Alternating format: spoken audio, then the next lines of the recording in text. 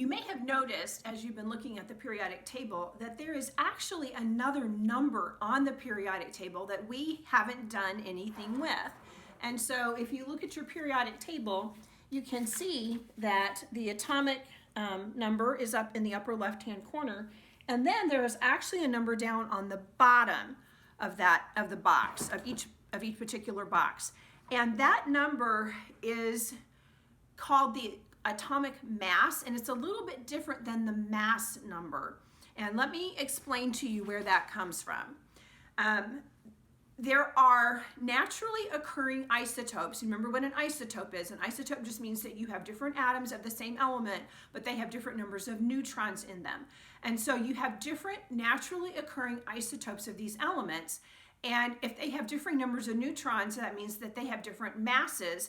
And so a lot of times they're not evenly spaced out. And so that number represents a weighted average of the different kinds of isotopes that are present. Now, I know that probably sounded really confusing, so let me give you an example. On the periodic table, if you look at carbon, you have a C there for carbon, and you have the atomic number up here, and then you have a 12.01 down here. The most common isotope of carbon is this isotope right here, okay? So if I look at this isotope, how many protons does that have? Well, the atomic number is 6, so that tells you that there are 6 protons. How many neutrons are there in this one? Well, if I take 12 minus 6, that gives me 6, so there would be 6 neutrons. So this is the most commonly occurring isotope of carbon, but there's also a carbon-14. And you may have heard of carbon-14 dating. Carbon-14 is radioactive, and it will decay into something more stable. And so scientists try to use this to date things. I won't go into here the fact that it's very inaccurate about why it's inaccurate or anything like that. If you've done anything with life science or learned anything about radioactive dating, a lot of the millions and millions of years that the carbon dating will often give you just simply is not accurate. Scientists know that they should know that it's not accurate, because there have been some experiments that have been done where a volcano just exploded, and so the scientists will take rock samples and they will carbon date those rock samples, and the rock comes out and it says, according to the carbon dating, that it's millions of years old, but they know that it can't be because it was just formed in that volcano. So all of that just to say that carbon-14 dating is not a very accurate way to date something, but carbon-14 does exist as a radioactive isotope. And we'll talk more about radioactivity in a future chapter as well. So let's go back just to this isotope, go back to more simple things for right now. This is still going to have 6 protons, but how many neutrons will this one have? So 14 minus 6 is 8, so this isotope has 8 neutrons.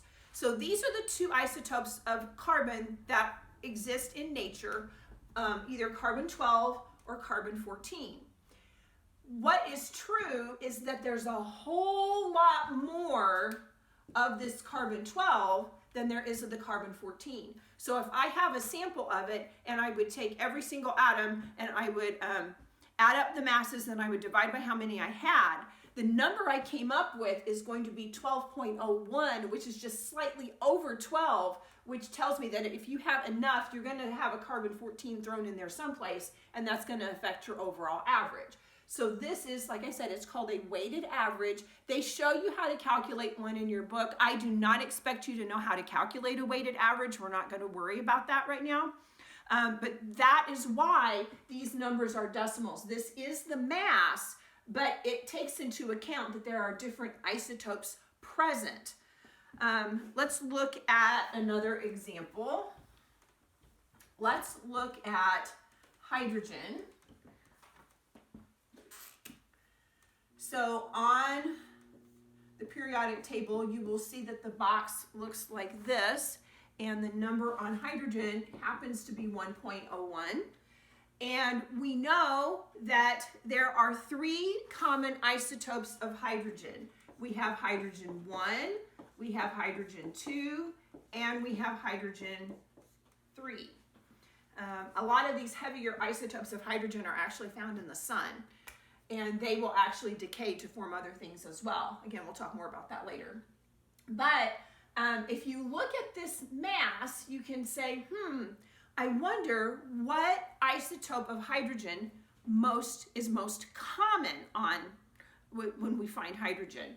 Well, the one that's most common is going to be the one that is closest to this mass. Well, this is closest to 1, so that means that this isotope is going to be the most common. How many protons and neutrons does that have? Well, the atomic number is 1, so there's 1 proton. But the mass number is also 1, so that means that this particular isotope of hydrogen actually doesn't have any neutrons in it. But this is the most common isotope. Okay, let's look at one more example just to make sure that this is making sense.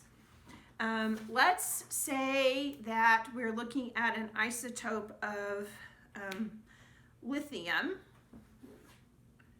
And so here's my box for lithium. Lithium has a 3 up here, and then that number, I'm going to have to put my glasses on to see that, is a 6.94. So obviously this one didn't end in a 0.01, did it? So commonly occurring isotopes of lithium, I'm going to have, did it backwards. I'm going to have a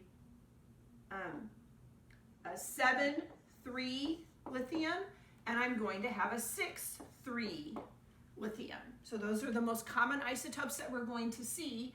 If I look at this, what is that number closest to? Well, it's 6.94, so if you're going to round that, it's going to come closest to 7.